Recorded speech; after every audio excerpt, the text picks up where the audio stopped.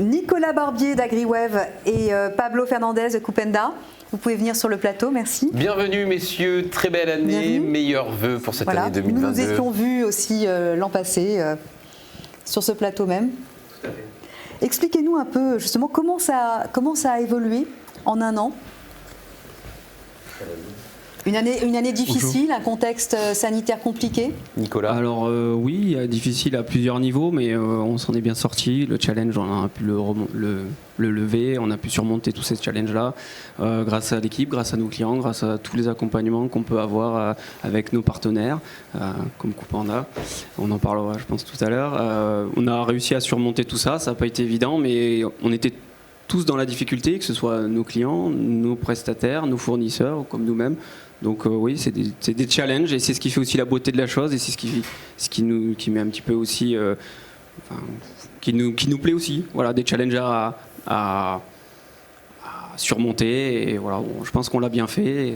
Pablo, l'année 2021, ça s'est présenté comment ? Bonjour à tous d'abord, merci. Bonjour. L'année 2021.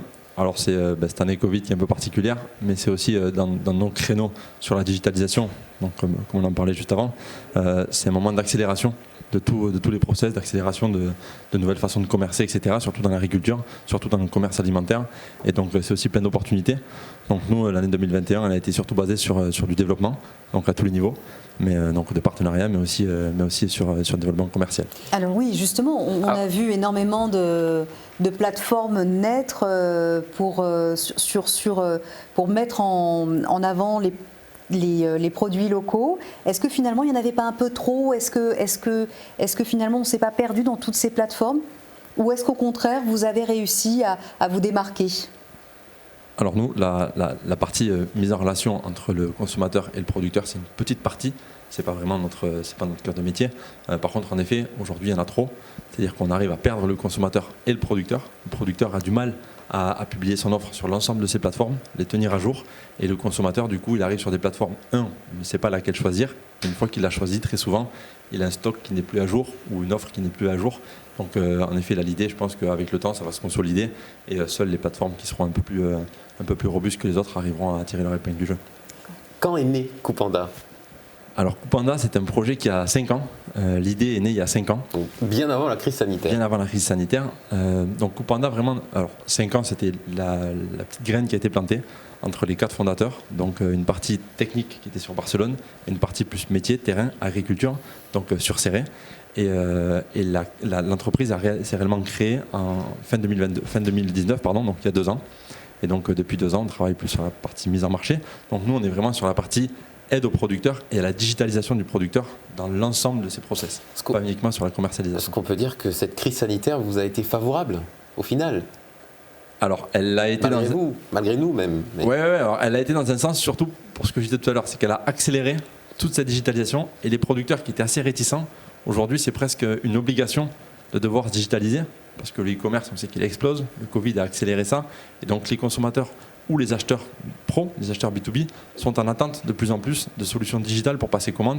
Donc tous ces process-là ont été accélérés et ça a été en effet à notre faveur. Comment vous vous démarquez, Coupenda, vis-à-vis d'autres plateformes ? Quelle est votre plus-value, votre truc en plus ? Alors notre truc en plus, en fait, c'est que Coupenda, c'est réellement un agrégateur de flux pour les producteurs. Comme vous le disiez tout à l'heure, on n'est plus vraiment dans le schéma comme on pouvait l'être avant du producteur qui produit et qui amène tout à sa coopérative et la coopérative s'occupe de tout, de la commercialisation jusqu'à la facturation. C'est encore vrai, mais ce n'est pas tout le temps vrai. En tout cas, il y a beaucoup de canaux de distribution qui se proposent aux producteurs aujourd'hui. La vente en direct offline, online, donc avec des marketplaces sur du online, avec des sites internet, sur du offline avec des marchés du samedi matin, etc. Mais encore aussi avec des metteurs en marché, comme il y a de plus en plus de Biocoop, de Réseau Bio, de La Vie Claire, etc. Et tous ces acteurs-là, en fait, c'est tout un panel de canaux de distribution qui s'offrent aux producteurs. Et aujourd'hui, il faut arriver à jongler avec ça. Et donc nous, notre valeur ajoutée, on est vraiment un agrégateur et on permet aux producteurs de se connecter avec l'ensemble de ces acteurs-là. Plus concrètement, le producteur, il prend une carotte en photo et on va lui permettre de la diffuser sur tous ces canaux. Il l'active, il désactive ceux qu'il souhaite et ensuite, toutes les commandes sont centralisées sur son outil. Vous êtes entre les grands magasins bio connus, enfin les grands magasins connus en tous les cas, et l'agriculteur. Exactement. On est le producteur, pardon. C'est ça. Donc c'est vraiment un outil de commercialisation en tant qu'agrégateur et de gestion commerciale derrière pour le producteur, pour lui éviter d'aller publier son offre sur toutes ces plateformes. Donc, il va la publier Vous une fois. centralisez. On centralise, exactement. Du côté d'AgriWave, vous en êtes où?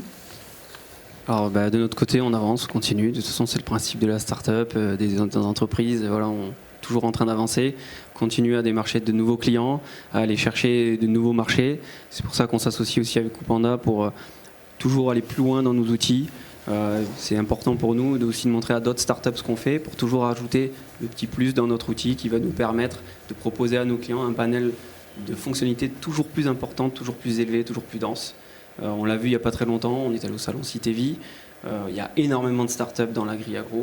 Donc le but, c'est aussi d'agréger toutes ces données-là et de proposer un outil qui va en agréger plusieurs et proposer énormément de solutions. Et justement, on va rentrer un petit peu dans le détail. AgriWave, vous proposez quoi comme solution? Vous êtes un petit peu dans l'ombre, hein, vous êtes sur la partie logicielle. Oui, tout à fait. Alors concrètement, pour qu'on puisse comprendre. Alors nous, on est plus dans la partie coopérative et la partie import-export. Donc on est juste après les producteurs. C'est pour ça qu'on est très complémentaires avec Coupanda. Et on va proposer un logiciel qui va permettre à des petits producteurs qui font eux-mêmes leurs expéditions ou à des très gros producteurs ou des coopératives ou de l'import-export, le marché comme Saint-Charles par exemple, tous les Saint-Charliens qu'on a ici, marché international, ça pourrait aussi s'adresser très bien à Rungis, hein, tout le marché Rungis. Nous, on propose un ERP, un logiciel de gestion qui va permettre de gérer les stocks de l'entrée jusqu'à la sortie avec toute la traçabilité qui est nécessaire actuellement dans le monde agri-agro. Traçabilité que vous souhaitez avoir dans votre assiette. À l'heure actuelle, quand vous scannez un produit dans le supermarché, vous avez les prix, vous avez tout ce qu'il contient à l'intérieur, mais vous ne savez pas d'où il provient. Nous, ce qu'on aimerait, c'est offrir aux consommateurs cette traçabilité. Nous, on est prêts. Maintenant, on attend que la GMS, donc les grosses entreprises, tous ceux qui mettent ces marchandises sur l'étal ou qui les transforment, soient prêts aussi à jouer le jeu et à prendre cette traçabilité qui arrive du producteur que nous, on connaît et l'amener jusque dans l'assiette. Voilà, ça c'est un défi qu'on aimerait relever, qu'on aimerait mettre en place. Nous, on est prêts. Maintenant, il faut que tous les acteurs fassent le nécessaire. Mais qu'est-ce qui va différencier donc le logiciel d'AgriWave? Parce que les ERP, des logiciels de traçabilité et de gestion, ça existait avant. Oui. Quelle est la vraie différence avec AgriWave, qu'on comprenne? Alors la vraie différence, c'est qu'on propose déjà des technologies qui sont récentes, qui sont au goût du jour, qui sont basées sur des frameworks qui évoluent constamment, avec une grosse communauté de développeurs. Alors, sur des frameworks pour le commun des mortels? C'est une boîte à outils en fait. Voilà, une boîte à outils basée sur des technologies et des langages qui sont très au goût du jour, et qui vont nous permettre d'aller très vite dans le développement et donc d'être performant. Ce qui fait que quand un client a une demande, on est capable très rapidement de répondre à sa demande. Ça, c'est une des choses qui fait c'est un des points forts. Le second, c'est qu'on va auprès de nos clients travailler avec eux et endosser leur maillot. En fait, clairement, on va mouiller le maillot avec eux pour voir comment ils travaillent et essayer d'améliorer leur process. Une fois qu'on a réussi à faire ça, déjà on a fait 90% du travail. Voilà. On va leur faire gagner énormément de temps, que ce soit sur de la vérification, sur du contrôle. Il y a du conseil aussi. Hein. Énormément de conseils. Voilà, on va venir et on va leur apporter aussi ce qu'on a vu dans d'autres sociétés sur d'autres métiers. Parce que AgriWave, c'est métier d'agri-agro, mais on travaille aussi au sein de la société Numérique Wave qui est porteuse de ce projet-là. On travaille avec d'autres clients, d'autres typologies de clients sur d'autres métiers. Donc on va apporter aussi cette plus-value qu'on peut voir au travers d'autres métiers auprès de nos clients dans l'agri-agro. Alors des fois ça fonctionne très bien, des fois un peu moins bien, donc on va l'améliorer avec le client et on va toujours arriver à améliorer son process, quoi qu'il arrive. Et c'est aussi et la troisième chose qui est vraiment très importante, c'est que on est un outil entièrement connecté. Donc à l'heure où le Covid sévit énormément et où tout le monde doit faire du télétravail, un outil tout connecté, c'est génial. Ça simplifie la vie, ça évite d'avoir à acheter X PC portable et à devoir déployer des solutions informatiques hyper complexes. Tout est géré chez nous, sur nos serveurs, avec toute la sécurité nécessaire, parce que on sait très bien que la cybersécurité, à l'heure actuelle, elle est au cœur de toutes nos activités. Donc voilà, on a une équipe qui gère cette partie-là, cybersécurité. Et donc notre produit, c'est un produit clé en main pour lequel vous n'avez pas besoin d'avoir une équipe informatique dédiée. Et ça, c'est aussi un très gros avantage. Ce qui n'est pas forcément le cas de certains ERP qui existent depuis des années, qui sont, il ne faut pas se mentir, leaders du marché à l'heure actuelle, et qui, eux, sont des outils qui sont très lourds, qui nécessitent d'avoir des installations, des serveurs, etc., énormément de choses. Donc quand on s'adresse à des petits producteurs, ou à des sociétés TPE, PME, ils n'ont pas toujours les moyens d'investir dans ce matériel, dans ces équipes. Voilà. Donc ça, c'est quand même aussi, je pense, un sacré atout. Et vous avez réussi à pénétrer le marché à quel niveau Alors à l'heure actuelle, on a plusieurs typologies de clients. On a des petits, on a des moyens, on a des gros. C'est assez timide. Par rapport aux leaders, par exemple, vous arrivez à gagner des parts de marché? Oui, alors des petites parts de marché, bien sûr, hein, on grignote. Cette année, 2021, c'était l'année pour nous, le signe de la commercialisation du produit. C'est la première année qu'on commercialisait réellement notre produit. On s'est présenté sur un salon, je l'ai dit tout à l'heure, sur le salon Cité Vie à Montpellier. C'était notre premier salon, donc on découvre, on apprend. La commercialisation, c'est quand même un autre métier. Il y a toute une partie marketing, partie communication. Donc on est en train d'étoffer nos équipes pour pouvoir vendre ce produit-là. C'est pas facile. Moi, je suis plus du côté technique. Et donc là, on essaye vraiment d'étoffer de cette équipe pour pouvoir montrer ce qu'on sait faire et dire attention, regardez, on est des petits, on est là, mais on sait faire des super choses. Venez voir ce qu'on fait, je pense que ça va vous intéresser. Après, le fait que ce soit une solution clé en main, pour ce type de client que vous voulez approcher, c'est peut-être aussi un atout supplémentaire? Oui, tout à fait, parce que du coup, ils ont pas grand-chose de plus à faire. C'est plus facile à commercialiser, disons, c'est plus facile peut-être à convaincre. Oui, ça fait moins peur. Alors, ça fait moins peur, ça dépend à qui on s'adresse, ça dépend. Il y a plusieurs typologies de clients. Il y en a qui ont peur de ne pas avoir les données chez eux. Alors à ce moment-là, on va leur expliquer pour quelles raisons c'est sécurisé d'avoir l'outil à distance, en SaaS. Il y en a d'autres à qui ça ne fait pas du tout peur et au contraire, ils savent très bien que c'est l'avenir et que toutes les solutions logicielles actuelles se destinent à devenir des outils comme cela, SaaS, accessible 24/24, 7 jours sur 7, où qu'on soit dans le monde, à partir du moment où on a une connexion Internet. Et c'est ce critère-là, cette connexion Internet, qui a tendance à faire peur. Sauf qu'avec tous les moyens qui existent à l'heure actuelle pour avoir Internet, il y a très peu de risques. On a les box 4G, on a tout un tas de choses qui nous permettent de pallier à ces problématiques-là. Donc il n'y a pas de solution parfaite dans l'informatique en termes de gestion. Je veux dire de gestion informatique, de sauvegarde, etc. Il y a plein de solutions avec plein d'avantages et certains inconvénients. Le but, c'est que tout le monde soit rassuré et comprenne que la solution qu'on met en place, elle est vraiment faite pour leur éviter quelques problèmes que ce soit. Nicolas, Pablo, vous avez décidé d'allier vos forces. Quels fruits vous allez récolter? En fait, on est tellement complémentaires sur la chaîne de valeur. Là où Panda est sur l'amont avec AgriWave, ils sont plus sur l'aval, donc sur la partie que j'appelle metteur en marché ou coopérative ou ces personnes-là. Et en fait, nous, quand on va adresser des producteurs, c'est une valeur ajoutée parce qu'on leur propose directement d'être connectés avec leurs acheteurs. Et quand ils vont aller voir leurs acheteurs ou leurs coopératives, ils auront directement accès à l'offre des producteurs. Donc en fait, on arrive avec une solution qui est beaucoup plus complète. Là où aujourd'hui, beaucoup de gros acteurs du marché, ce qu'ils faisaient, c'est arriver avec une solution gigantesque qui faisait tout. Le problème, c'est qu'à tout faire, on a tendance à faire les choses moins bien. Ouais. Là où nous, on est chacun spécialisé sur nos créneaux, sur nos verticales, et donc on a des équipes techniques assez lourdes qui travaillent chacune sur leur métier, sur leur cœur de métier.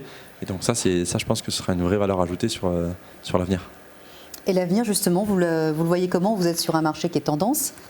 Quelles sont vos perspectives? Alors nous c'est surtout un nombre de producteurs que l'on va équiper. Donc on ambitionne d'équiper 2000 producteurs en France l'an prochain. On est déjà aujourd'hui sur 14 départements en France. On a des partenariats qui sont assez importants sur le territoire national que l'on a mis en place l'an dernier.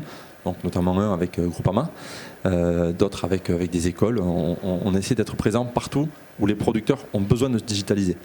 Vraiment, Coupanda, c'est la fibre de Coupanda, c'est comment est-ce que l'on permet aux producteurs de ne pas subir la digitalisation, mais vraiment d'en être acteur et de reprendre un peu sa place dans la commercialisation. Donc on fait des partenariats avec beaucoup de sociétés comme ça qui sont au quotidien avec les producteurs et on compte beaucoup là-dessus, entre autres, avec des partenariats pour développer notre activité en 2022.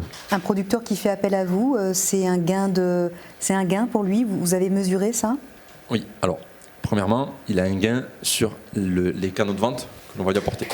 Donc aujourd'hui, il ne sait juste pas les gérer. Donc ça, c'est le premier gain. Et après, sur la gestion, aujourd'hui, on fait gagner 4 heures par semaine à un producteur, en moyenne.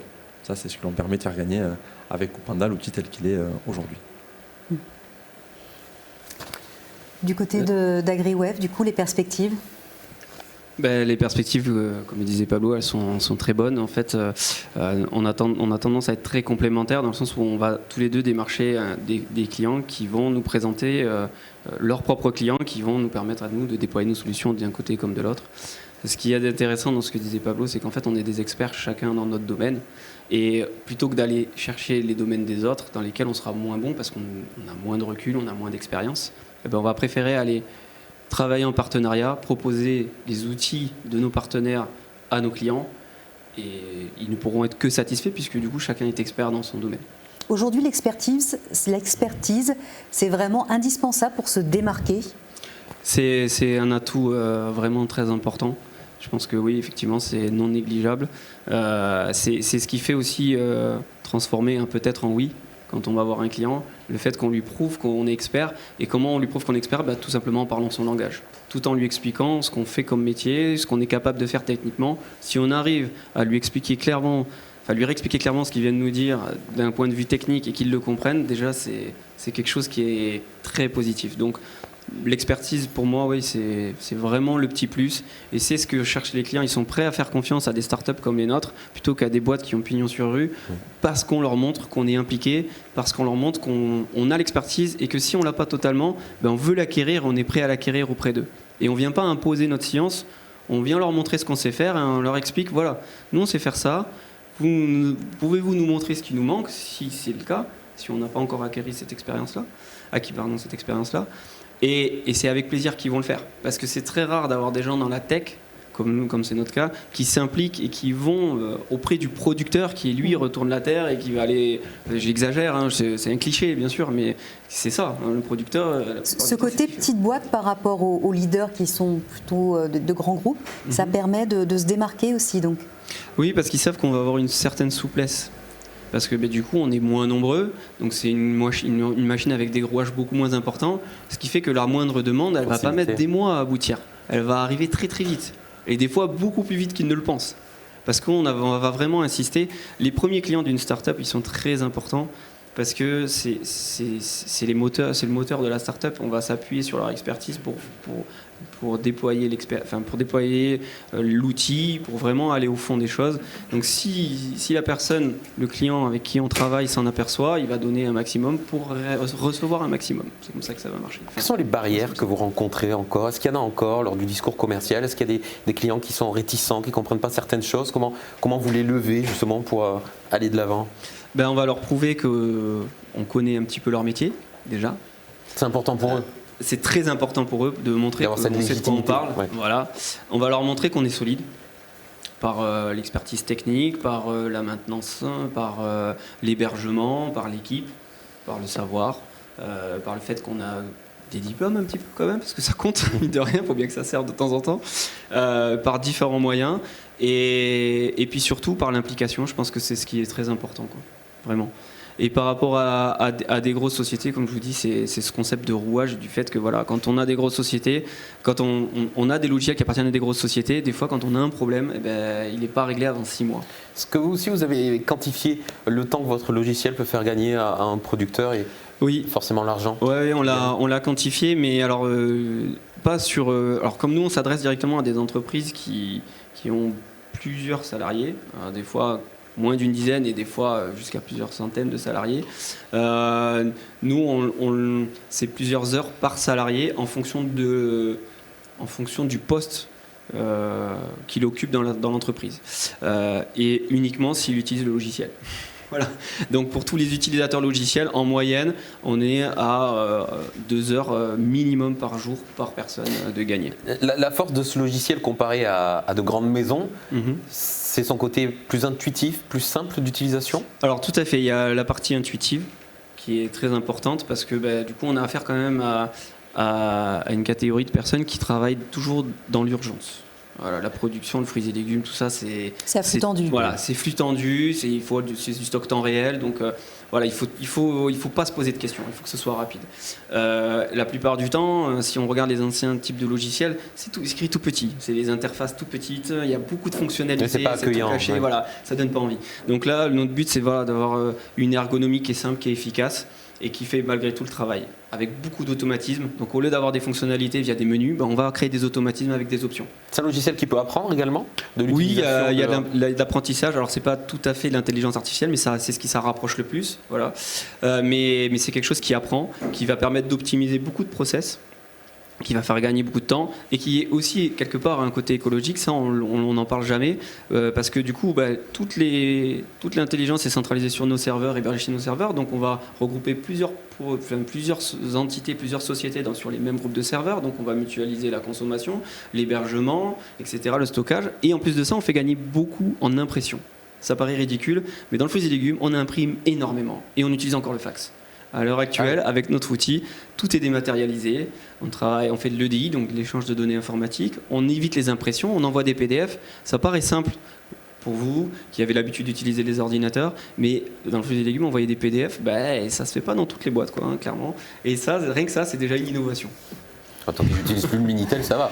Ouais, le Minitel il est plus utilisé, mais le fax est encore beaucoup utilisé dans ce monde-là. Et maintenant, on évite d'utiliser ça. On utilise d'autres canaux, et ça, c'est un gros bonus, quoi. Ça plaît beaucoup. Lors de votre aventure entrepreneuriale, quelles sont les difficultés que vous avez dû surmonter? Est-ce que vous pouvez nous donner des exemples? Voilà, vous avez une difficulté, comment vous avez fait pour dépasser ça? Pablo? La première, je pense qu'elle est sur l'accompagnement. Quand on se lance, on ne sait pas trop par quel bout commencer. Donc c'est là où d'ailleurs le département et tout ce qui est mis en place ici nous a bien aidé. Vous avez été accompagné par qui? Alors nous on est accompagné par le Pôle Action Média, donc, qui a fait un travail énorme pour nous accompagner. En tout cas Coupanda les remercie grandement. Après, donc ça c'est la première chose. On est aussi hébergé chez Avalup. Donc il y a des structures qui nous permettent à moindre coût être hébergés dans des conditions absolument géniales. La pépinière du Val-Espire. Exactement, la pépinière à Serré. Et puis ensuite, je pense qu'une des difficultés aussi, c'est pas seulement l'accompagnement sur comment faire, mais l'accompagnement psychologique, avec qui parler de temps en temps pour juste un soutien en fait. Donner son ressenti quand on a des problèmes. Il y a des jours c'est super, il y a des jours c'est un peu plus compliqué. Et donc ça c'est quand même c'est important aussi d'avoir un peu ce soutien là. Et puis enfin le dernier problème, je pense que celui-là on l'a tous, c'est sur la trésorerie et être sûr de tout le temps quand on est en start-up. L'idée c'est de grandir vite. On est sur des modèles qui sont basés sur du volume. Et donc il faut souvent, on est obligé de faire, en tout cas les premiers mois sont assez compliqués d'un point de vue de la trésorerie.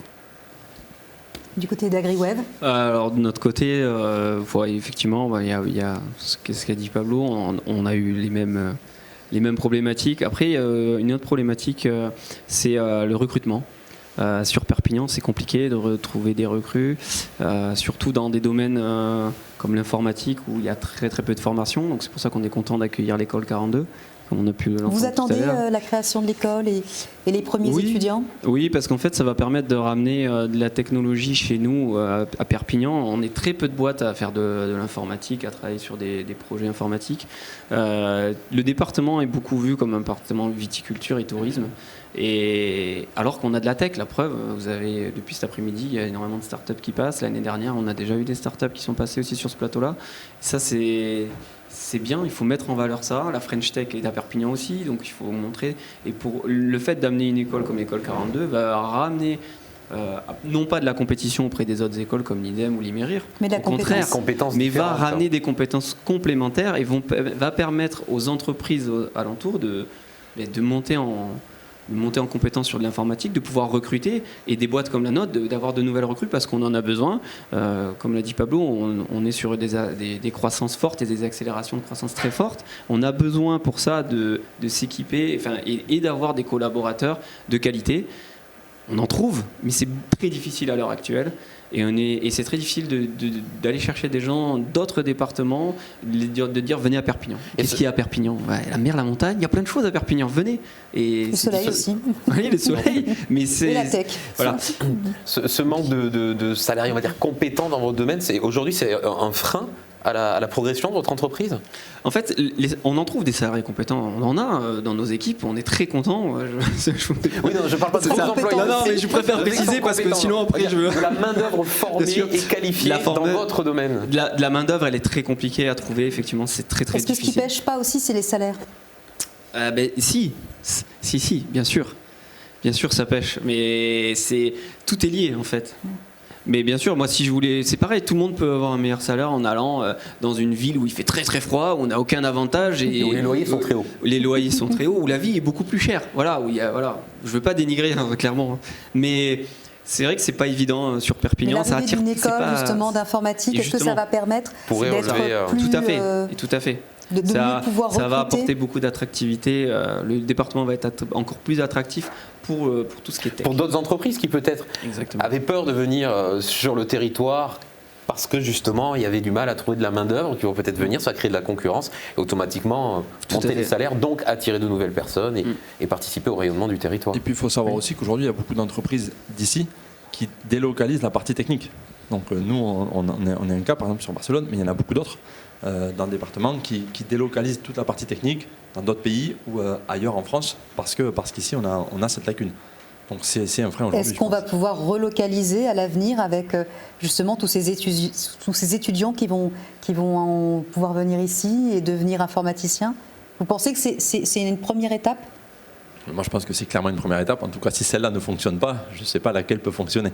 Mais ça c'est clairement une première étape, oui. C'est mieux quand même d'avoir justement de ne pas avoir à délocaliser cette étape informatique. C'est un plus pour une entreprise. C'est gênant d'avoir comme ça à sous-traiter loin ce genre de Alors ça dépend de ce qu'on entend par loin. Après, en effet, il y a des fois où on peut travailler avec des entreprises qui sont à l'autre bout du monde. Et là, il y a de suite des problèmes de timing, d'horaire. Donc là c'est un frein. Après, je pense que c'est quand même toujours bien d'avoir au moins une personne à qui parler de temps en temps, même si ce n'est pas forcément tous les jours, peut-être toutes les semaines, tous les mois. Et c'est vrai, quand on doit délocaliser dans d'autres pays, ça complexifie beaucoup. Donc en tout cas, je pense que ça dépend des entreprises et de certains points de vue.